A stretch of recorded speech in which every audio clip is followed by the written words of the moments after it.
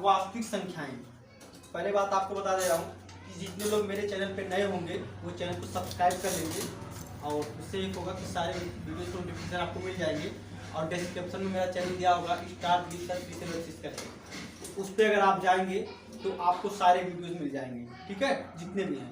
जैसे मैं physics, chemistry, math, English सबकी वीडियो बना के रखा हूँ, और सारी जितनी वीडियो पोस्ट होंगे, जो भी आपको मैं वीडियो बना के टिक किए कि जो भी आपको डाउट लगेगा उसको कमेंट कीजिए, मैं उस टॉपिक पर वीडियो बनाऊंगा, ठीक है। तो फिलहाल आज बच्चे पूछे कि सर वास्तविक संख्या के बारे में बताइए, तो आज मैं आप लोग को वास्तविक संख्या के बारे में बता रहा हूँ। मैं बहुत समय आप लोग का नहीं लूंगा, थोड़ा सा बता रहा हूँ कि वास्तविक संख्या क्या होता है, उसके बाद आगे बढ़ जाऊंगा, ठीक है। तो वास्तविक संख्या मतलब क्या होता है, रियल नंबर मतलब क्या होता है कि जो संख्याओं के बारे में हम जानते हैं, जिनका हम यूज करते हैं, वो होती है वास्तविक संख्याएं। जैसे 1 2 3 4 5 6 जीरो से स्टार्ट कर लेते हैं, है ना। 1/2 1/3 1/4 का यूज कर लेते हैं, 2/3 2/4 का यूज कर लेते हैं, √3 √4 √5 का यूज कर लेते हैं। ये सब के सब वास्तविक संख्या है। जैसे देखो बेटा 1 2 3 4 5 वास्तविक संख्या है, जीरो से स्टार्ट हुआ 1 2 3 4 5। अब आप कहोगे सर जीरो क्यों स्टार्ट हुआ, ये नेचुरल नंबर है और ये होल नंबर है, ये प्राकृतिक संख्याएं हैं और ये पूर्ण संख्या है, इसलिए आ गया 1/2 2/3 3/4 4/3 3/2, ये भी वास्तविक संख्याएं हैं। √3 √2 √5 √7 √4, ये भी वास्तविक संख्याएं हैं। 1.2 2.3 6 4.6 6.8, ये भी वास्तविक संख्याएं हैं, ठीक है बच्चों। अब देखो इसको कहते हैं प्राकृतिक संख्याएं बच्चों, इसको क्या कहते हैं बेटा, प्राकृतिक संख्याएं, नेचुरल नंबर। ज्यादा टाइम लेने ना बाबू, क्योंकि आप लोग बचपन में पढ़े हो। इसको कहते हैं पूर्ण संख्याएं, होल नंबर, होल नंबर। इसको कहते हैं परिमेय संख्याएं, परिमेय संख्याएं बाबू, परिमेय संख्याएं, रेशनल नंबर्स, रेशनल नंबर्स। देखो यहाँ पे इसको हटा दे रहा हूं क्योंकि ये जो है वो इरेशनल नहीं था। इसको कहते हैं अपरिमेय संख्याएं, अपरिमेय संख्याएं मतलब इरेशनल नंबर। अब ये तो इसको कहते हैं कि दशमलव संख्याएं मतलब डेसिमल नंबर्स, ठीक है। इस तरह की इसको वास्तविक संख्याएं कहते हैं। तो ये तो टॉपिक पिछला था कि जो बीत गया। अब जो हमको 10th में पढ़ना है वो हमारा है एक विशेष टॉपिक है एल्गोरिथम थ्योरम। एक और टॉपिक है यूक्लिड विभाजन, वो आपके कोर्स में ही नहीं है, बस थोड़ा सा दे दिया है कि बच्चे उसमें बच जाए, वो नहीं है। आपको पढ़ना है एल्गोरिथम थ्योरम। मैं जा रहा हूँ एल्गोरिथम थ्योरम बताने, उससे रिलेटेड टॉपिक बताऊंगा, क्वेश्चन लगवाऊंगा, और उसमें HCF LCM वगैरह है वो भी बताऊंगा, ठीक है बच्चों। हाँ तो गाइस देखेंगे, अब इसको हटाएंगे।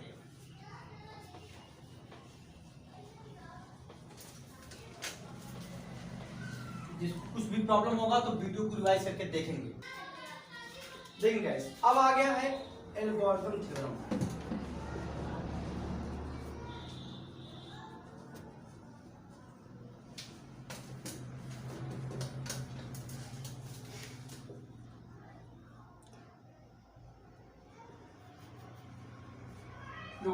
ये क्या चीज है कि जब हम किसी संख्या में भाग देते हैं, बचपन वाला जो सर जी लोग कहते थे कि बाबू भाग को चेक करके लाओ, उसी बात को ये बताए थे, एल्गोरिथम में बताए थे। तब हम लोग भाग को चेक करना सीखे। हम लोग भाग को चेक करना नहीं जानते थे, उसको एल्गोरिथम साहब ने बताया था, ठीक है बच्चों। वही बात क्लास 10th वाले रिपीट करते हैं, बस थोड़ा सा बस अंतर है। इस सब लोग को बहुत टफ लगता है। मैं कह रहा हूं तुम्हारे बुक का सबसे इजी चैप्टर यही है, सबसे इजी है और सबसे कम टाइम में खत्म भी होगा, सबसे इजी चैप्टर है, देखना। जैसे कि होता क्या है कि यहां हम लिखते हैं भाजक और यहां लिखते हैं भाज्य, और ऊपर जो होता है वो होता है भागफल, और जो नीचे बचता है बच्चों वो होता है शेषफल।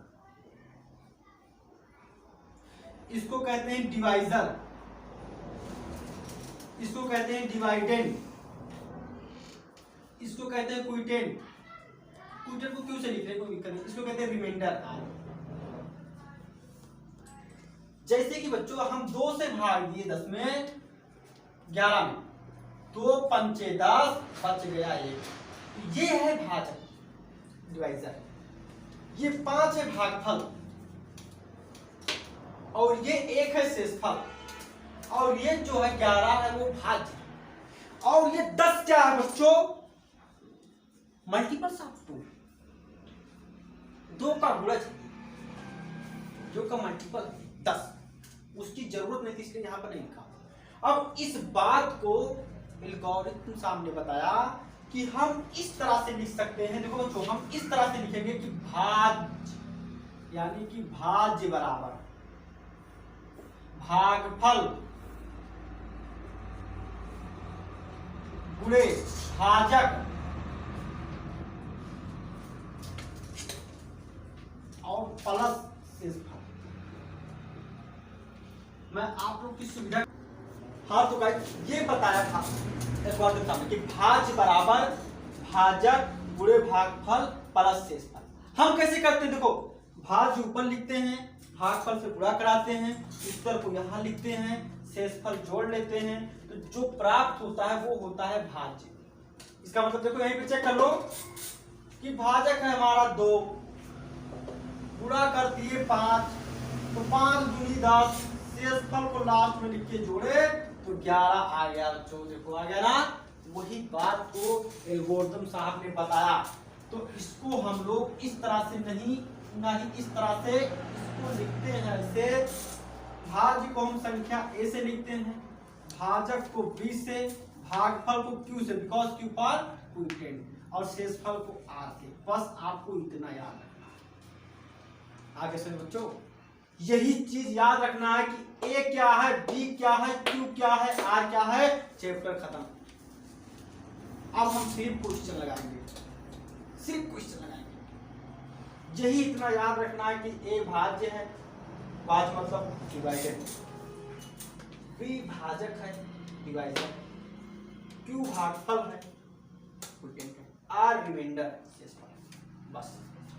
तो आपकी जो एक्सरसाइज है 1.1 वो आज खत्म होने जा रही है, ठीक है। अब उसमें हम क्या बताने जा रहे हैं? पहला ही क्वेश्चन ये है बच्चों। हाँ तो गाइस, एल्गोरिथम थ्योरम को यूक्लिड विभाजन थ्योरम भी कहा जाता है। मतलब यूक्लिड विभाजन एल्गोरिथम थ्योरम, मतलब जो यूक्लिड साहब का थ्योरम था वो एल्गोरिथम थ्योरम से मैच करता है टोटल, मतलब इसी पे डिपेंड है।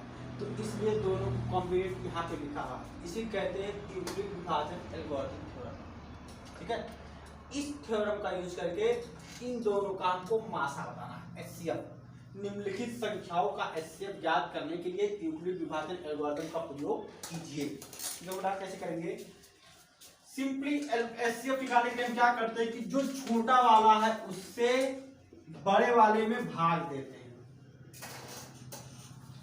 छोटे वाले से हम बड़े वाले में भाग देते हैं, ठीक है। तो एक बार जा रहा है, देखो कैसे हम जानेंगे कि एक बार जा रहा है बच्चों? ये चीज कैसे जानेंगे? देखो एक अंक छिपा दीजिए, देखो 13 दूनी 26 ना, एक अंक छिपा दीजिए। देखो बच्चों एक एक छिपा दीजिए, एक ये एक, तो 13 दूनी 26 ना, तो देखो 22 ही तो है, इसीलिए एक बार जाएगा। कितनी बार जाएगा? एक बार जाएगा। तो एक बार गया तो 135, 5 में 5 गया तो 0, और 12 में 3 गया तो 9। अब ये खत्म हो गया। अब क्या करेंगे? एचसीएफ निकालना, फिर से इसको डिवाइड बनाएंगे और इधर लंबा खींचेंगे और इसको इस तरह करेंगे, ठीक।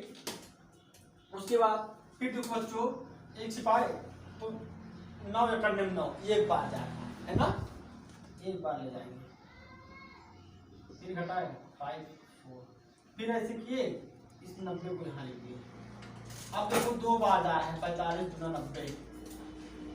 देखो जिस पर 0 आ जाता है बच्चों वही तो भागफल होता है, सॉरी वही तो एचसीएफ होता है। जिस पर 0 आ जाता है शेषफल वही हमारा क्या होता है? एचसीएफ होता है बच्चों। क्या होता है? एचसीएफ। देखो हम इसको लिखेंगे कैसे? वही रूल कि भाज्य बराबर, तो इस समय भाज्य ये है, भाजक यानी कि b हमारा ये है, और गुणे भागफल यानी q हमारा ये है, और प्लस रिमाइंडर r हमारा ये है ना। इस टाइम के लिए, पहले मूवमेंट के लिए भाज्य हमारा 225 है, भागफल हमारा 1 है, भाजक हमारा 135 है और शेषफल हमारा 90। तो हम लिखेंगे भाज्य बराबर, लिखेंगे एल्गोरिथम थ्योरम से, ऐसे एल्गोरिथम प्रमेय से,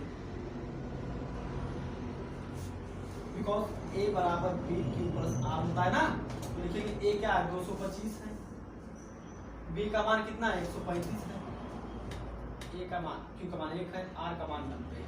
ठीक, अब इसको मिटा दीजिए, ये खत्म। देखो देखो गाइस, इसको ये सॉल्व नहीं करना है, मतलब इसकी चीज को इसको रखे, इसको सॉल्व करो तो फिर ये आ जाएगा। सॉल्व करके आगे बढ़ना है, दूसरा स्टेप। इस बार देखो बच्चा, हमारा ए ये है ए, ये है बी, ये है क्यू और ये है आर। ठीक है, तो फिर ए के जगह पे लिखेंगे 135, बी के जगह पे लिखेंगे 90, क्यू के जगह पे लिखेंगे 1, आर के जगह पे लिखेंगे 45। आगे से बाबू फिर से इसको मिटा देंगे, ऐसे भाग कर लेंगे बगल में, उसको मिटाते रहेंगे। इस बार देखो, ये हमारा भाज्य है, ये है ए, ये है बी, ये है क्यू, ये है आर। ठीक, लिख देंगे देखो ध्यान से। तो ए के जगह पे लिखेंगे 90, बी के जगह पे लिखेंगे 45, क्यू के जगह पे 2, आर के जगह 0। जब आर 0 हो जाएगा तो जो हमारा ये बी है वही HCF आ जाएगा। ठीक है, जब भी R 0 हो जाएगा तो ये जो हमारा B रहेगा वही HCF हो जाएगा। ठीक, तो ले देंगे, अतः स्पष्ट है कि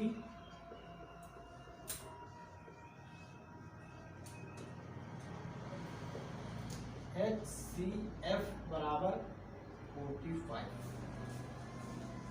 दो बच्चों, ये पहला सवाल हो गया है, बाकी इसका दूसरा तीसरा आप लोग घर से करके लाएंगे। मतलब इसका दूसरा जो है, इस तरह से कोई क्वेश्चन है ना, दूसरा है कि 196 और 38 0, मतलब 196 और 38 0, ये क्वेश्चन है। और उसके बाद तीसरा एक क्वेश्चन है, ये दोनों आप लोग खुद से इसी मेथड से करके इसके निकाल लाएंगे। जिसका नहीं आएगा वो कमेंट बॉक्स में लिख के देंगे। अब मैं जा रहा हूँ क्वेश्चन नंबर 2 बताने। ठीक है भाई, होमवर्क भी करना जरूरी है ना, तो आप लोग होमवर्क भी करेंगे। देखो बच्चों, आप यही समझेंगे कि इस एल्गोरिथम थ्योरम को वहां से लगाना है, वो रफ पर करेंगे। हमारा आंसर ये है, ये चीज रफ पे करके हटा देंगे, हमारा आंसर ये है बच्चों। ठीक है, और HCF जो है हमारा वो है 5। ठीक है, देखिए इसके पहले वाला जो क्वेश्चन गूगल पे दिए हैं, उसमें जो आप लोग नहीं कर पाओगे उसको लास्ट में बता देंगे, है ना, तो उसको आप लोग मैच कर लेंगे। और फिलहाल दूसरा क्वेश्चन देखेंगे। कह रहा है कि दर्शाइए कि कोई भी धनात्मक विषम पूर्णांक 6q+1 या 6q+3 या 6q+5 हो सकता है के रूप का होता है, या इसके अलावा और नहीं होता है। तो पहले आप नॉर्मली चेक कर लीजिए, उसके बाद प्रूफ करते हैं। ठीक है, जैसे कि हमको कह रहा है कि 6q+1, 6q+2 प्लस 6q+3 और 6q+5 यही धनात्मक पूर्णांक होता है। मतलब इसके अलावा और भी हो सकता है, लेकिन ये कह रहा है कि ये धनात्मक पूर्णांक है, आप इसको प्रूव कीजिए। तो अगर देखो, अगर हम बच्चों कह रहा है जहां, एक चीज और कहा है कि जहां q एक पूर्णांक है, q एक पूर्णांक है। ठीक है, तो q एक पूर्णांक है, तो अगर हम q बराबर 0 लेते बच्चों, तो देखो ये 0 हो जाएगा, ये क्या जाएगा 1 आ जाएगा ना। तो भाई ये 0 हो गया, ये 1 आ गया, तो विषम है ना। अगर हम बच्चों q बराबर 1 ले लेते हैं, तो 1 ले लिए, तो 6 1 6 and 3 9 हो गया। हाँ, तो इस तरह से 6 3 9 2 रख दिए, 6 3 12 और 5 17। ठीक है, तो ये विषम आ रहा है, तो हमको प्रूफ करके दिखाना है कि विषम है। भी तो देख लिए विषम आ रहा है ना। अब देखो प्रूफ कैसे करेंगे, लिखेंगे कि मान लिया, उत्तर में लिखेंगे मान लिया या माना वह संख्या ए है। क्या है? ए। ठीक, क्या बच्चों? ए है। ठीक है, जब वो संख्या ए है, ओके, रोक दो बेवकूफ। देख गाइस, इसके पहले जो क्वेश्चन था देखिए होमवर्क में दिए थे, तो उसको लास्ट में बताएंगे। इसको देखेंगे, कह रहा है दर्शाइए कि कोई भी धनात्मक विषम पूर्णांक 6q+1 या 6q+3 6q+5 के रूप का होता है, जहाँ q एक पूर्णांक है। मतलब कोई भी विषम आएगा तो 6q+1 हो सकता है, 6q+3 हो सकता है, 6q+5 हो सकता है। ठीक है, तो जैसे कि अगर आप चाहें तो चेक कर सकते हैं q बराबर 0, q बराबर 1, q बराबर 2 रख कर देख लीजिए। अगर 0 यहाँ पे रख रहे हैं तो 1 आ जाएगा, 2 रख रहे हैं 2, 0 रख रहे हैं ना तो देखो ये खत्म हो जाएगा, 1 आ जाएगा। 1 रख रहे हैं तो 6 एक साथ हो गया, 2 रख रहे हैं 2 तो 6 दूनी 12 13 हो गया, है ना। इसमें देखो, इसमें 0 रख रहे हैं 3 आ जा रहा है, 1 रख रहे हैं तो 6 6 और 3 9 आ जा रहा है, 2 रख रहे हैं 6 दूनी 12 और 3 15 आ जा रहा है। इसमें देखो 0 रख रहे हैं ना तो 5 आ जा रहा है, 1 रख रहे हैं तो 6 6 5 11 आ जा रहा है, 2 रख रहे हैं तो 6 दूनी 12 और 5 17 आ जा रहा है ना। तो टोटल विषम आ जा रहा है। ठीक है बच्चों, या तो ये या तो ये या तो ये, यही 3 जो है विषम का कंडीशन है। मतलब q बराबर 0 से 1 2 3 जो भी है पूर्णांक कह रहा है ना, जहां तक भी आप लेते जाएंगे सारे विषम संख्याएं आ जाएंगी। ठीक है, तो ऐसे तो हमने नॉर्मली चेक कर लिया है, लेकिन अब इसको प्रूव करेंगे। तो प्रूव कैसे करेंगे, तो हम मान ले रहे हैं कि जो हमारी ये संख्या है, सभी संख्या को a मान ले रहे हैं। क्या मान ले रहे हैं, a। तो मान लिया, माना अभिष्ट संख्या a है, अभिष्ट संख्या a। ठीक है, तो यानी कि जो कह रहा है कि ये विषम पूर्णांक जो है इस सबको हम a मान ले रहे हैं। अर्थात कैसे मान ले रहे हैं, अर्थात ये a बराबर आ जाएगा 6q+1 या 6q+2 या 6q+3, इस तरह से। तो ये 2 नहीं है ना, ये 3 है और ये 5, इस तरह से। ठीक है, तो अब क्या करेंगे, यहाँ पे लिख देंगे कि हमको सिद्ध करना है, सिद्ध करना है कि जो a है ये एक विषम पूर्णांक है, विषम पूर्णांक है। ठीक है, विषम पूर्णांक है, हमको ये सिद्ध करना है कि जो ये हमारा a है ये विषम पूर्णांक है। ठीक है, आज में बाबू हमको ये चीज प्रूव करके लाना है कि जो a ये सब है ये पूरा विषम पूर्णांक है, इसके अलावा और कुछ नहीं है। ठीक, तो हम यहाँ पे ले लेंगे कि यूक्लिड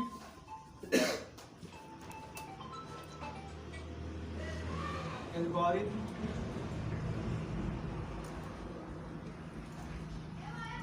प्रमेय की सहायता से, यूक्लिड एल्गोरिथम प्रमेय की सहायता से। अब ये यूक्लिड एल्गोरिथम प्रमेय क्या है, ये था कि a = b × q + r। क्या हुआ, ठीक है, a = b × देखेंगे ये हमारी यूक्लिड एल्गोरिथम थ्योरम है। अब इसको हम किस तरह से मानेंगे, मानेंगे कि b बराबर 6 है, देखो सब जगह 6 है ना, b बराबर क्या है 6 है, q बराबर q ही है, r फॉर रिमाइंडर शेषफल है, r हमारा जो है शेषफल है बच्चों। ठीक है, अब लिखेंगे जहां जहां a तो हो गया कि a हमारी संख्या है ना बच्चों, a तो हो गया, a हमारी संख्या है, b बराबर 6 और q बराबर तो q है। ठीक है, लेकिन b बराबर क्या है 6 है और q बराबर q है ना बच्चों। फिर r की वैल्यू कहां से लेते हैं, देखो ध्यान से हम बता रहे हैं r की वैल्यू कहां से लेंगे। पहले हम इसको हटा देंगे, क्वेश्चन को हटा देंगे, क्वेश्चन को हटा देंगे ताकि थोड़ा स्पेस बन जाए। अब देखो r की वैल्यू कहां से लेते हैं, देखो जहां पे 6 है ना, तो यानी कि r जो है देखो ये हमारा था ना, ये a है, ये b है, ये q है, ये लास्ट में r बचा है। ठीक है, ये हमारी संख्या a है और ये q है।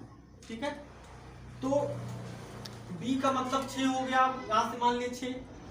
अब जो r है ये हम r को क्या मान सकते हैं, देखो ध्यान से, शेषफल या तो 0 आएगा या तो 0 से बड़ा आएगा, लेकिन कभी b से बड़ा आएगा नहीं आएगा ना बच्चों, नहीं तो भाग गलत हो जाएगा। देखो ध्यान से, जैसे कि हम भाग दे रहे हैं, 3 का भाग दे रहे हैं, यहाँ पे लिखा है कि 8, 3 दूना 6 तो 2 आ गया ना। कभी ऐसा किया कि 3 एकम 3 और ये आ गया 5, तो गलत हो गया ना, 5 गलत हो गया ना। तो शेषफल कभी भी 3 से ज्यादा आ सकता है? नहीं आ सकता है बच्चों, 3 से ज्यादा नहीं आ सकता है ना। चाहे जो डिवाइड हो, कभी भी शेषफल इस भाजक से ज्यादा नहीं आ सकता। मीन्स कि r हमेशा b से क्या रहेगा? लेस रहेगा, यानी कि r is less than b, r is less than b। ठीक है बच्चों, r b से हमेशा छोटा रहेगा। उसके बाद किससे बड़ा रहेगा? या तो 0 रहेगा या तो 0 से बड़ा रहेगा। बच्चों देखो इसको ध्यान से, ये चीज जो हमारा r है रिमाइंडर है, या तो ये 0 आ जाएगा, भाई पूरा पूरा डिवाइड होगा तो 0 आ जाएगा ना। क्यों बाबू, आ रहा समझ में? जैसे कि r, भाई ये जो टॉपिक लिखा है वही टॉपिक तो ये है कि भाज्य बराबर भाज्य पूरे भागफल प्लस शेषफल। वही टॉपिक है, पहले भी जो पहले बता चुके हैं, इसके पहले भी इसको बता चुके हैं। फिर क्या है, ये टॉपिक है कि रिमाइंडर कभी भी इससे ज्यादा नहीं हो सकता है, मतलब भाजक से ज्यादा नहीं होगा शेषफल कभी भी। उसके बाद 0 से कम भी नहीं होगा, ऐसा नहीं कि मार्क्स में 2 आ जाएगा, या तो 0 होगा या तो 0 से ज्यादा होगा, या तो b होगा यानी कि भाजक, या तो उससे कम होगा। तो यहाँ पे b हमारा क्या बच्चों 6 है ना, तो यहाँ पर हम लिख देंगे 6, क्या लिख देंगे 6। ठीक है, यानी कि जो r है हमारा रिमाइंडर है, या तो वो 6 है या तो 6 से कम है, या तो 0 है या तो 0 से ज्यादा है। तो हमारी संख्या क्या क्या हो सकती है, तो देखेंगे ध्यान से। अब लिखेंगे, अतः अब हमारी संख्या, देखो अब अगर r बराबर 0 लेते हैं और b बराबर तो 6 है ही है, भाई r बराबर आप 0 ले लीजिए एक बार, 0 से 6 तक लेना, मतलब 6 नहीं लेना है क्योंकि 6 था ही है, भाई 6 ले लेंगे तो एक बार चला जाएगा ना। जैसे कि ये 6 आप ले लिए और रिमाइंडर 6 आ गया, तो 6 1 जा 6 एक बार चला जाएगा, तो फिर रिमाइंडर 0 आ जाएगा ना, भागफल 0 आ जाएगा ना। अगर 6 ले लेंगे तो 6 नहीं ले सकते आर की वैल्यू, 6 से कम लेंगे। आर से बाबू 6 से कम लेंगे आर की वैल्यू, आर मतलब कि जो बच रहा है, तो कभी भी 6 नहीं बचेगा, 6 से कम बचेगा। क्यों? क्योंकि 6 भाजक है ना हमारा, 6 बचेगा तो एक बार चला जाएगा पहाड़ा, तो 6 बचेगा ही नहीं, तो 5 तक लेंगे यार। कितना लेंगे? 5 तक। तो ये ले रहे हैं हम, तो देखो ध्यान से, तो हमारी संख्या क्या जा रही है, देखो 6, बी की जगह 6 क्यू तो क्यू है, और आर का मान 0, या क्या आ गया 6 क्यू आ गया, क्या आ गया 6 क्यू। तो ये हो गया ना बच्चों 6 क्यू हो गया। अब देखो अगर हम आर की वैल्यू 1 लेते हैं और बी की वैल्यू तो 6 कांस्टेंट है ना, तो देखो यहाँ से अगर बी की वैल्यू, देखो यहाँ पे बी की वैल्यू 6 रख देंगे, क्यू हमारा क्यू है, आर हमारा 1 ले लेंगे, तो देखो ध्यान से ये संख्या आ गया ना, है ना, ये संख्या आ गई। ठीक है, उसके बाद आर की वैल्यू 2 ले लेंगे बच्चों, कितना ले ले बाबू 2, और बी की वैल्यू 6 ही रहेगी क्योंकि बी 6 ही माने हैं। आर की वैल्यू देखो 0 से लेकर 5 तक ले सकते हैं, 6 नहीं ले सकते हैं, 0 से लेकर 5 तक, तो 2 ले रहे हैं आर की वैल्यू, 2 ले रहे हैं। देखो अब देखो ए हमारा क्या हो जा रहा है, ये देखो बी की जगह पे 6 और क्यू की जगह पे क्यू, आर की जगह पे 2 लिख रहे हैं। ठीक है, अब उसके बाद आर बराबर हम 3 ले रहे हैं, तो ध्यान, तो 3 ले रहे हैं, तो अब बी बराबर 6 ले रहे हैं, तो ध्यान बी बराबर 6 क्यू प्लस 3 हो जाएगा, 6 क्यू प्लस 3, यानी कि ए बराबर आ गया। उसके बाद देखो बच्चों, उसके बाद क्या कर रहे हैं हम, देखो ध्यान, अब यहाँ पर इसको भी हटा देंगे, देखो ध्यान, आर बराबर जो है 4 ले रहे हैं और बी बराबर 6। ठीक है, आर बराबर 4 ले रहे हैं, बी बराबर 6 ले रहे हैं। ठीक है बच्चों, तो क्या होगा, दो ध्यान से, तो ए बराबर जाएगा 6b प्लस 4, 6 सॉरी क्यू है ना, 6q प्लस 4, और फिर क्या होगा, आर बराबर 5 ले लेंगे, जब आर बराबर 5 ले लेंगे हो जाएगा, और बी बराबर 6 ले लेंगे, ए बराबर जाएगा 6q प्लस 5। तो बेटा हम आर बराबर 6 नहीं ले सकते, क्यों? क्योंकि शेषफल 6 आएगा ही नहीं, क्योंकि भाजक 6 है ना, इसलिए हम 6 नहीं ले सकते। ठीक, तो जो मेरी संख्या है देखो क्या क्या है, ये है, ये है, ये है, ये है, ये है, ये। ठीक है, तो अतः हमारी संख्याएं इतनी हैं। तो लिखेंगे कैसे, देखो इतना हो गया, तो लिखेंगे अतः हमारी संख्याएं, अतः हमारी संख्याएं फिर ये लिख लेंगे यहाँ से ए बराबर 6Q, 6Q plus 1, 6Q plus 2, 6Q plus 3, 6Q plus 4, 6Q plus 5 इतना लिख लेंगे। ठीक है, इसको हटा देंगे। ठीक है, ये हम लिखेंगे अतः हमारी संख्याएं, वो सब लिखने के बाद ही लिखेंगे कि 6Q plus 1, 6Q plus 2, 6Q plus 3, 6Q plus 4, 6Q plus 5। ठीक, परंतु क्या बच्चों देखो, अच्छा 6Q भी था ना, 6Q भी था। ठीक है, परंतु देखो ध्यान से, ये देखो 2 से कट जाएगा ना, 2 तिया 6 तो भागफल आ जाएगा Q। देखो ये भी 2 से कट जाएगा, देखो 2 कॉमन ले लेंगे ना भाई, 2 तिया 6, 2 करने में 2 कट जाएगा ना। देखो ये भी 2 से कट जाएगा, देखो 2 तिया 6, 2 दूनी 4 कट जा रहा है ना। तो ये तीनों सम संख्याएं हैं। क्या है? सम संख्याएं। हमको सिद्ध क्या करना था कि ये विषम पूर्णांक है, तो लिख देंगे परंतु 6Q प्लस 2, 6Q प्लस 4 विषम सम संख्याएं हैं, सम पूर्णांक है या सम संख्याएं हैं, सम संख्याएं। इसीलिए लिख देंगे, इसीलिए a बराबर 6Q plus 1, 6Q plus 3, 6Q plus 5 विषम पूर्णांक हैं, विषम पूर्णांक हैं। ठीक है, अब ये सब हटा देंगे। अब हमारा प्रूफ हो गया बच्चों, क्योंकि वो सब सम है ना, देखो वो तीनों सम है ना, तो वो तीनों सम है, तो इसीलिए a बराबर 6Q प्लस 1 या 6Q प्लस 3 या 6Q प्लस 5 विषम पूर्णांक है। लास्ट में लिख देंगे इति सिद्धम,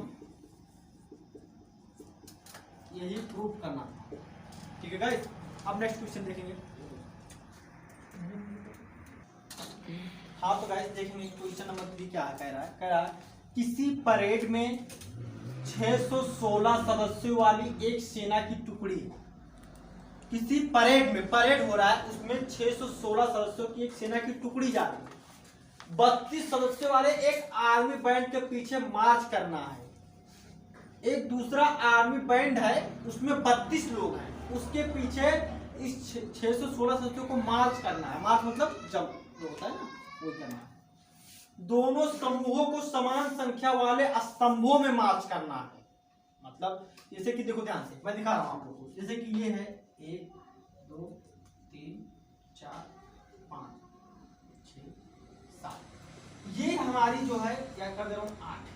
फिर देखो 1 2 3 4 5 6 7 8, 1 2 3 4 5 6 7 8। इस तरह से जो है बहुत सारी जो है लाइंस हैं जो कि 616 सदस्य खड़े हैं, मान लो इस तरह से। तो वो 616 सदस्य आते हैं 32 सदस्यों के पीछे लग जाते हैं, लेकिन सबकी जो स्तंभ की संख्या है वो समान है, समूहों की संख्या समान है। समान संख्या वाले स्तंभों में मार्च करना, मतलब जो स्तंभ है वो समान है। देखो 1 2 3 4 5 6 7 8, मानो यहां तक जो 616 आ गए, अब यहां तक ही 32 लोग हैं, 8 चौक के 32 ना, तो 1 2 3 4, तो ये चारों में ही 32 आ गए, और ये 616 वाले आ गए, बहुत ज्यादा हैं। तो कह रहा है कि जो स्तंभों की संख्या वो समान है, तो उन स्तंभों की अधिकतम संख्या कितनी है, अधिकतम संख्या कितनी है। मतलब अभी तो ये 8, अगर 16 हो जाए तो और अच्छी बात है, 32 हो जाए तो और अच्छी बात है, अधिकतम कितनी है, अधिकतम कितनी है, प्रश्न में आया। जैसे कि देखो 32 लोग कह रहे 32 सदस्यों वाले आर्मी बैंड के पीछे 616 सदस्यों को मार्च करना है। ठीक है, तो सपोज दैट ये हमारे 32 लोग खड़े हैं, इनकी जो समूह की संख्या है ये 8 है, तो इसी के पीछे 616 आकर लग जाएंगे, तो इनकी जो स्तंभों की संख्या ये कितनी है वो भी मैक्सिमम बताना है। ठीक है, तो जो स्तंभों की संख्या दोनों में समान है। अब जो कॉलम से देखो, इसमें जो रो जो है इसमें देखो ज्यादा है ना, इसमें ज्यादा है, इसमें कम है। भाई जो 32 है उसमें कम रहेंगे, जो 6 से 16 है उसमें ज्यादा रहेंगे। सपोज दैट ये हमारा रो है, ये हमारा रो है और ये हमारा कॉलम है, ये स्तंभ है। तो स्तंभों की संख्या जितनी इसमें है उतनी इसमें भी है, लेकिन इसमें पंक्तियां ज्यादा तभी तो 6 से 16 है, इसमें पंक्तियां कम है इसीलिए 32 है। लेकिन स्तंभों की संख्या दोनों में समान है और वो महत्तम चाहिए, तो उसी महत्तम को हम कहते हैं HCF। क्या कहते हैं बच्चों? HCF कहते हैं। जो महत्तम चाहिए उसको हम कहते हैं HCF। तो हमारा जो आंसर होगा वो 616 और 32 का जो HCF आएगा वो आंसर होगा। वो क्यों HCF में आंसर होगा? क्योंकि HCF इसको विभाजित कर देगा और इसको विभाजित करने का सबसे बड़ा नंबर होगा, है ना।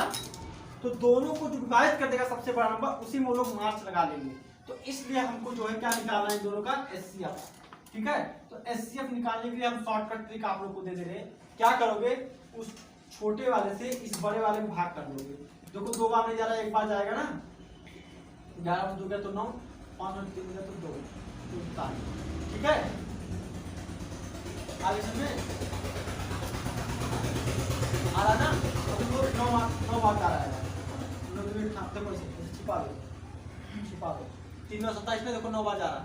9 2 18 का 88 ले, 9 2 27 का 28। फिर देखो 6 में से 8 गया तो 6, मतलब कि 16 में से 8 गया तो 8, 8 में से 8 गया 0। ठीक है, 16 में से 8 गया तो 6 ना, 8, 16 में से 8 गया तो 8। अब देखो 8 में से 8 गया तो 0 ना, एक दे दिया था। ठीक है, अब क्या हो गया कि 8 बच गया, तो अब इसको 8 को इसे भाग बनाएंगे और 32 से भाग देंगे। ठीक है, 8 चौके 32 खत्म हो गया ना। तो जिस पे 0 आ जाता है तो वही तुम्हारा HCF होता है। तुम्हारा HCF आ गया है 8। यही आंसर है, मतलब अधिकतम जो संख्या स्तंभों की वो है 8। ये क्वेश्चन भले ही बहुत बड़े में था, ये आएगा तो विकल्प में आएगा 1 नंबर में। ठीक है, नेक्स्ट क्वेश्चन देखेंगे।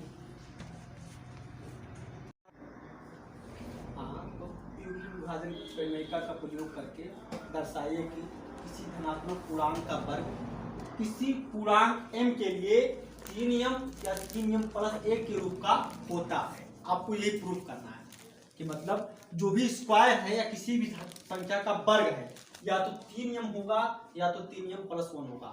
देखो मैं 0 से स्टार्ट करके पहले आपको दिखा दे रहा हूँ ना कि 3m होगा कि नहीं होगा और कैसे होगा। देखो जैसे कि 3m होना है या तो 3m + 1 होना है, और उसके बाद कह रहा है कि जहां पर यह एक पूर्णांक है तो m = 0 लो। तो देखो ये 0 हो जाएगा और ये 1 हो जाएगा।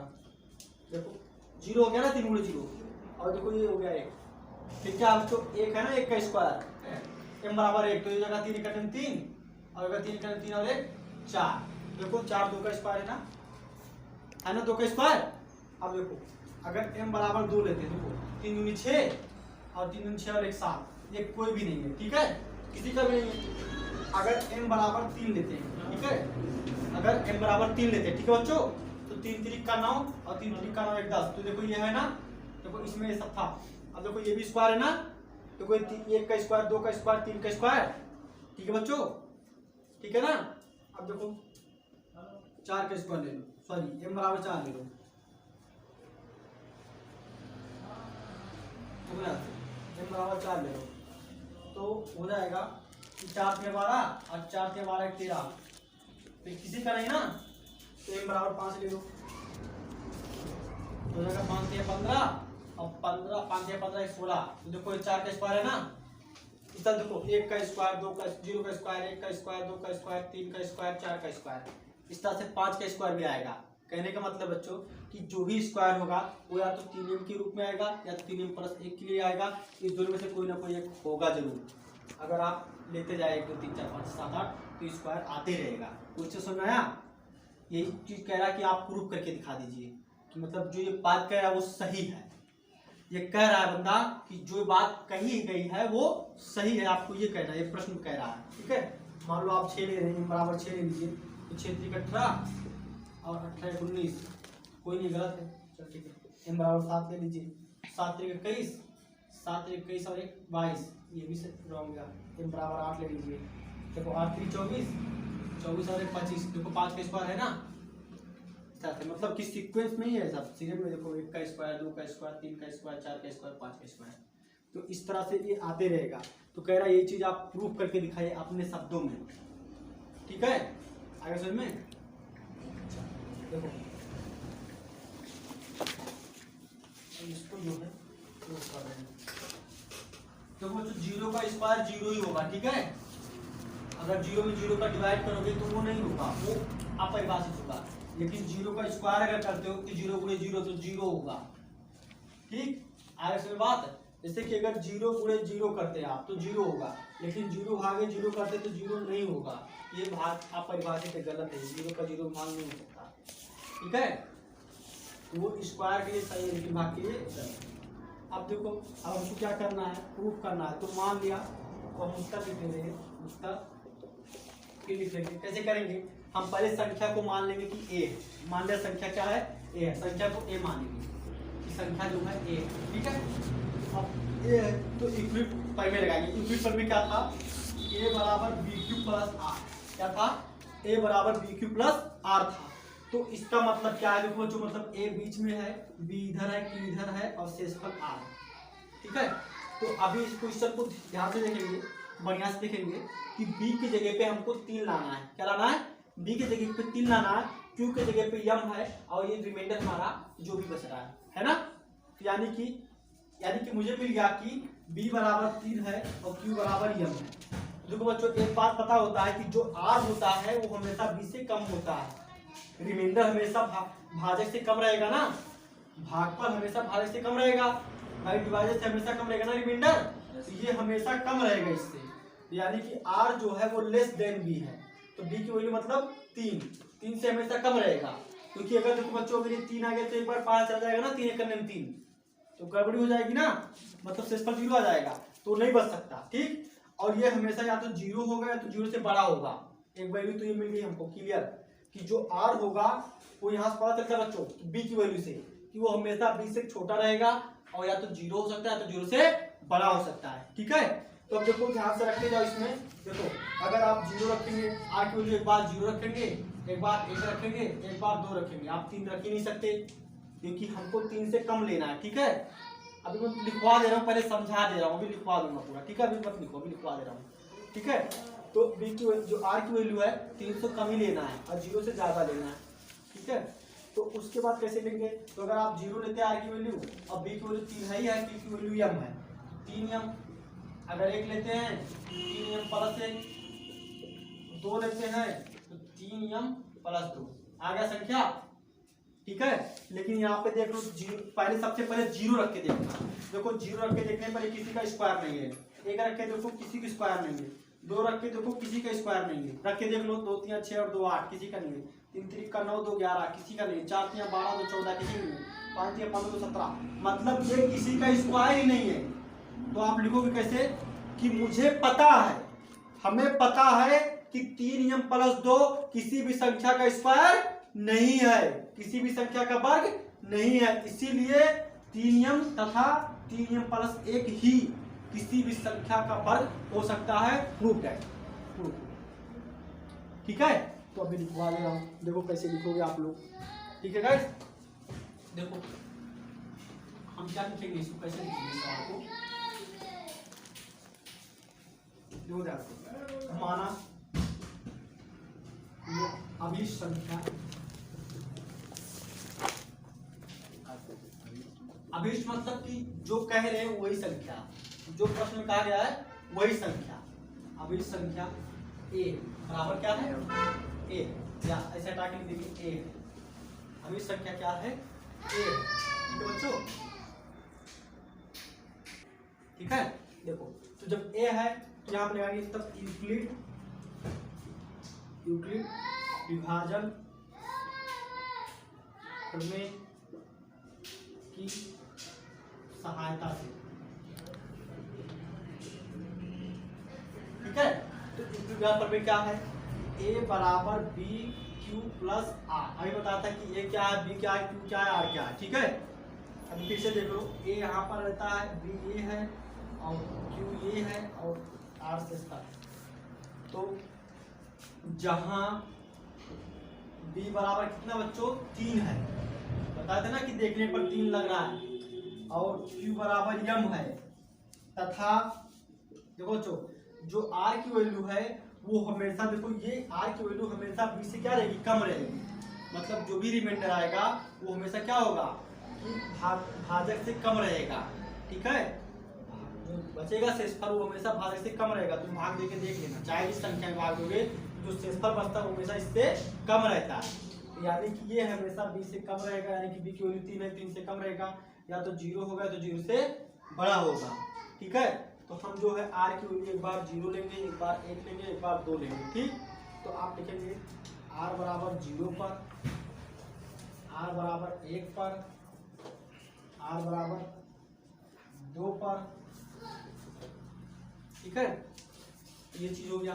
उसके बाद क्या करेंगे, तो r बराबर 0 जब रखेंगे, हम r बराबर 0 रखेंगे तो हमारी संख्या हो जाएगी कि a b की वैल्यू 3 रखेंगे, q की वैल्यू m रखेंगे, तो q की वैल्यू m रखेंगे, अब b की वैल्यू 3 रखेंगे, अब r की वैल्यू 0 रखेंगे। तो हो गया 3m 0, 3m प्लस 0, तो 0 मत लिखो, इसमें हो जाएगा 3m प्लस 1, लिख रहे हैं a बराबर है ना, इसमें हो जाएगा a बराबर 3m प्लस 2, ठीक है। इतना तो लिख लिया आप लोग। अब क्या करेंगे, देखो अब क्या करेंगे कि इसको हटाकर यहाँ लिख देंगे, कि वह संख्या 3m या 3m प्लस 1 या 3m प्लस 2 हो सकती है, ठीक है गाइस। इतना लिख दिए ना। उसके बाद क्या लिखेंगे, परंतु मतलब वो नहीं हो सकती, ये इसको नहीं लाना प्रूफ करके। देखो तुम एक सिंपल मेथड देखो, आप चाहे चेक करो चाहे मत करो, जो लाना उसको छोड़ दो, बाकी जो लाना तो कह दो कि ये नहीं हो सकता। आप चाहे तो चेक कर लेना, 0 से लेकर कहीं तक रखोगे, किसी का स्क्वायर नहीं है 3m प्लस 2, चाहे आप चेक करो, जिंदगी भर कोई भी संख्या लेकर देख लेना, ये किसी का स्क्वायर नहीं आएगा 3m प्लस 2। m की जगह पे कुछ भी तुम रख दो, मतलब पूर्णांक, ये नहीं कि आप रख दो कि 1/3 या आप लोग 7/3 रख दो तो हो जाएगा 7/3 को 3 कट जाएगा, 7 प्लस 2 9 आ गया, 3 का स्क्वायर नहीं, कोई भी पूर्णांक रखोगे तो ये नहीं होगा। मेरे कहने का ये मतलब भाई है ना। अब देखो परंतु वो जो नहीं लाना 3m प्लस 2 किसी भी संख्या का वर्ग नहीं, ठीक है, किसी भी संख्या का वर्ग नहीं है। तो क्या लिखेंगे, तो लिखेंगे अतः 3m या 3m प्लस 1 ही m बराबर पूर्णांक के लिए, m बराबर पूर्णांक के लिए किसी भी संख्या का वर्ग है, किसी भी संख्या का वर्ग हो सकता है।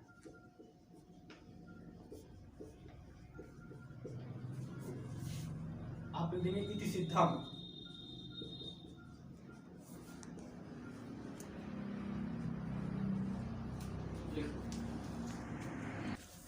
हाँ। तो गाइस देखेंगे क्वेश्चन नंबर 5 क्या कह रहा है, कि विभाजित परिमेयता का प्रयोग करके दर्शाइए कि धनात्मक पूर्णांक का घन, कोई धनात्मक पूर्णांक है उसका घन क्यूब या तो 9m होगा या 9m प्लस 1 के रूप में होगा, वह 9m प्लस 8 के रूप का होता है, इसके अलावा नहीं होता है। तो एक बार हम लोग चेक कर ले रहे हैं कि क्या कथन सही है कि गलत है। देखो यहाँ पे 9m लिख दे रहा हूँ, यहाँ पे 9m प्लस 1 लिख दे रहा हूँ, यहाँ पे 9m प्लस 8 लिख दे रहा हूँ, ठीक है। अब देखो बेटा कि m बराबर 0 के लिए पहले चेक करेंगे, फिर m बराबर 1 के लिए, m बराबर 2 के लिए, m बराबर 3 के लिए। मैं गारंटी ले रहा हूँ बाबू, अगर ये कथन सत्य है तो सबका घन मिलेगा। देखो n बराबर 0 के लिए, देखो बाबू ये 0 जगह तो ये 1, ये 0 जगह तो ये 8। देखो ये 1 का क्यूब 1 होता है ना, और 2 का क्यूब 8, दोनों सही है ना भाई। 1 का क्यूब 1, 2 का क्यूब 8 आ गया m बराबर 0 के लिए, ठीक। देखो m बराबर 0 क्योंकि तो ये 0, ये आ गया 1, ये तो 0 गया, ये 0 आ गया 8, तो 1 का क्यूब 1 और 2 का क्यूब 8 ना। अब देखो m बराबर 1 के लिए तो ये हो जाएगा 9, जाएगा 9 और 1 10, 9 8 17, तो कोई भी नहीं किसी क्यूब है, 3 का स्क्वायर है, क्यूब नहीं है, ठीक। अब m बराबर 2 के लिए चेक करो, इसके लिए था, इसके लिए देखो 2 के लिए, तो 9 दूनी 18, 9 दूनी 18 19, 9 दूनी 18 और 8 26, ये भी नहीं ना किसी का, ये भी काट दो। अब देखो 4 के लिए चेक करो, ठीक है, ये समझ में आया। सॉरी 3 के लिए चेक करो, 3 के लिए तो m बराबर 3 के लिए देखेंगे, ये भी नहीं था, तो 9 3 27, 27 और 1 28, 27 और 8 35, देखो ध्यान से, ये है ना 3 का क्यूब है ना, तो इसके लिए भी इनको मिल गया है, मतलब कि m बराबर 3 के लिए मिल गया है। मतलब देखो 0 का क्यूब 0, 1 का क्यूब 1, 2 का क्यूब 8, 3 का क्यूब 27, अब देखो 4 का क्यूब 64 भी आएगा। देखो m बराबर 4 के लिए देख लो, तो 9 चौक 36, 36 और 1 37, और 36 और 8 44, कोई नहीं है ना, काट दो। m बराबर 5 के लिए चेक कर लो, 9 5 45, 45 1 46, 45 और 8 53, कोई नहीं है, काट दो। m बराबर 6 के लिए चेक कर लो, 9 6 54, 54 1 55, 54 और 8 62, कोई नहीं है, काट दो। m बराबर 7 के लिए चेक कर लो, देखो 9 7 63, 63 और 1 64, और 63 और 8 71, देखो ये है ना 4 का क्यूब आ रहा, सुनिए गाइस। तो देखो इस तरह से हम चेक कर लिया है, 0 का क्यूब, 1 का क्यूब, 2 का क्यूब, 3 का क्यूब, 4 का क्यूब, ऐसे 5 का भी आएगा, 6 का भी आएगा, 7 का भी आएगा, 8 का भी आएगा, मतलब सबका आएगा, ठीक है। तो यानी कि मेरा प्रश्न जो है वो सही है।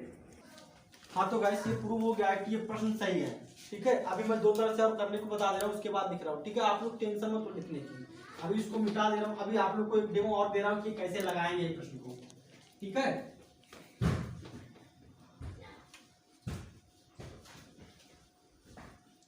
देखो कैसे लगाएंगे, हम मान लेंगे कि वो संख्या a है और a बराबर था bq प्लस r, ठीक है। वो संख्या हम मान लेंगे कि a है और a बराबर था bq प्लस r। देखो हमको देखने से लग रहा है कि हमको b बराबर 9 लेना है और q बराबर m लेना है, और गाइस r की वैल्यू हमेशा b से छोटी होनी चाहिए। देखो इसको ऐसे लिखते हैं, देखो a इधर है और ये b है, ये q है, ये a है और ये r है। तो ये जो रिमाइंडर होगा वो हमेशा डिवाइडर से कम होगा ना भाई, जो शेषफल होगा हमेशा भागफल से कम होगा, यानी कि ये तो पता है कि जो r है वो b से कम रहेगा, ठीक है गाइस। देखो तो जो भी r है वो हमेशा किससे कम रहेगा, b से, और ज्यादा किससे रहेगा, 0 से, या तो 0 बराबर रहेगा। तो b की वैल्यू क्या है गाइस, 9 है। देखने से लग रहा है ना कि b की वैल्यू क्या है, 9 है। तो देखो प्रूफ हम कैसे करेंगे, तो इतना तो समझ आ गया ना। तो फिर देखो क्या करेंगे, अभी हम r की वैल्यू जो है सब लेंगे, लेकिन 9 नहीं लेंगे, 0 से स्टार्ट करेंगे 8 तक लेंगे। देखो जब देखो r बराबर 0 था तो देखो a बराबर क्या जाएगा, b के जगह पे 9, q के जगह पे m और r की जगह 0, तो हो गया 9m। ऐसे में जब r बराबर 1 था देखो, तो b के जगह पे तो 9 लिखेंगे और q के जगह पे तो m लिखेंगे और r के जगह पर 1 लिखेंगे, ठीक है। हाँ तो गाइस देखेंगे r बराबर 1 के लिए तो पहले हम b का मान 9 रखेंगे, q का मान 1 रखेंगे, r की वैल्यू 1 रखेंगे, ये संख्या आ गई, ठीक है गाइस। अब r बराबर 2 रखेंगे, ठीक है, 2 रख के देखेंगे तो b का मान वही b का मान 9m और प्लस 2, ठीक है। अब r का मान 3 रखेंगे तो a बराबर आएगा कि 9m प्लस 3, फिर आएगा 9m प्लस 4, फिर आएगा 9m प्लस 5, फिर आएगा 9m प्लस 6, फिर आएगा 9m प्लस 7, फिर आएगा 9m प्लस 8। हाँ तो अब क्या करेंगे यार, देखेंगे कि जो हमारा हमको जो प्रूफ करना है, यानी कि 9m, देखो उसको मैं प्रूफ से कर दे रहा हूँ, ये 9m प्लस 1 और 9m प्लस 1, इसको छोड़कर इन सबको लिखेंगे, इसको छोड़कर इन तीनों को कहेंगे इन सबको कि परंतु ये किसी का घन नहीं है। तुम चेक कर लो, 0 रखो, कोई भी ना, तो 3 4 5 6 7 2 किसी का क्यूब नहीं है। 1 रख के चेक कर लेना, किसी क्यूब नहीं आएगा। 2 रख के चेक कर लेना, किसी क्यूब नहीं आएगा। 3 रख के चेक कर लो, किसी का क्यूब नहीं आएगा। अगर क्यूब आना होगा तो इन्हीं तीनों में से आएगा। आ रही बात समझ में गाइस, इन्हीं तीनों में से आएगा। तो इसलिए जो नहीं आएगा उसको लिख देंगे ये नहीं है, अतः ये है ट्रू दैट, ऐसे में बस वही आरोप कर दी। अब देखो ये तो समझा दिया, अब लिखेंगे कैसे, देखो देखेंगे अब कैसे करेंगे। हम मान लेते हैं कि माना वह संख्या, अभिसंख्या है वह संख्या ए है, ठीक। फिर लिखेंगे यूक्लिड विभाजन प्रमेयिका की सहायता से, ऐसे लिखेंगे गाइस, ठीक है। तो यूक्लिड विभाजन प्रमेयिका क्या है, ये है a बराबर बी क्यू प्लस आर। अब यहां लिखेंगे जहां क्वेश्चन को देखकर, जहां यहां लिखेंगे जहां प्रश्नानुसार, अब इसमें प्रश्नानुसार लगा देंगे, ठीक है। क्वेश्चन को देखकर यानी b बराबर 9 और q बराबर m है, q बराबर m है, तथा जो r की वैल्यू है वो 9 से छोटी है और 0 से बड़ी है या तो 0 के इक्वल है। बस आपको जो r की वैल्यू लेनी है वो 9 से छोटी लेनी है, 9 से छोटी लेनी है, 0 से बड़ी होती है या तो 0 के इक्वल भी हो सकती है, ठीक है। अब देखो क्या करेंगे, इतना लिखने के बाद क्या करेंगे कि हम अब वो संख्या को लिखेंगे, ठीक है। देखो कैसे लिखेंगे, देखो r बराबर 1 के लिए, सॉरी 0 के लिए पहले 0 लेंगे ना। देखो a बराबर हो जाएगा b की जगह पे 9, q की जगह पे m और ये 0, तो हो गया 9m, ठीक, 9m हो गया। उसके बाद लिखेंगे r बराबर 1 के लिए, a बराबर 9m प्लस 1 और ऐसे लिख देंगे dot dot dot dot dot, मतलब कि अब इस तरह से हम 2 लेंगे, 3 लेंगे, 4 लेंगे, 5 लेंगे, 6 लेंगे, 7 लेंगे ना, तो उसको हम ऐसे लिख देंगे डाट डाट डाट और हम डाट जा रहे लिखने संख्या, ठीक है। उसको लिख देंगे डाट डाट डाट, तो लिख देंगे डाट संख्या, लिखेंगे अतः वह संख्या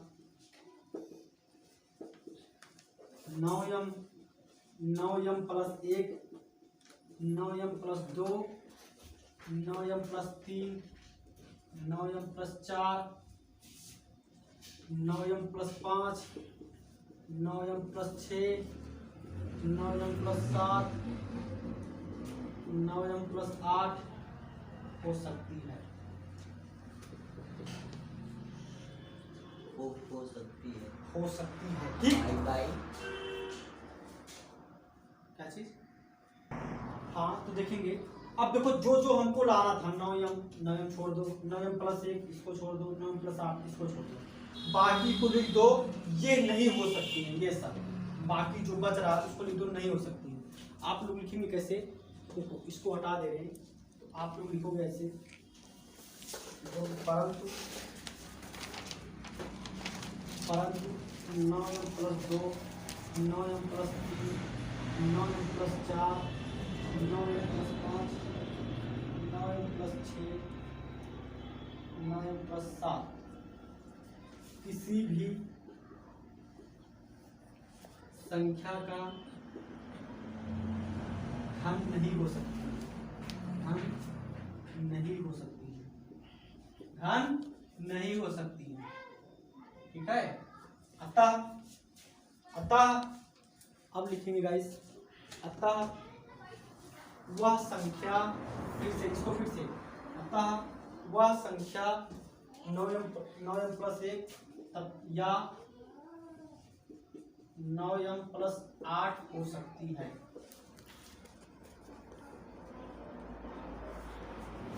इति सिद्धम।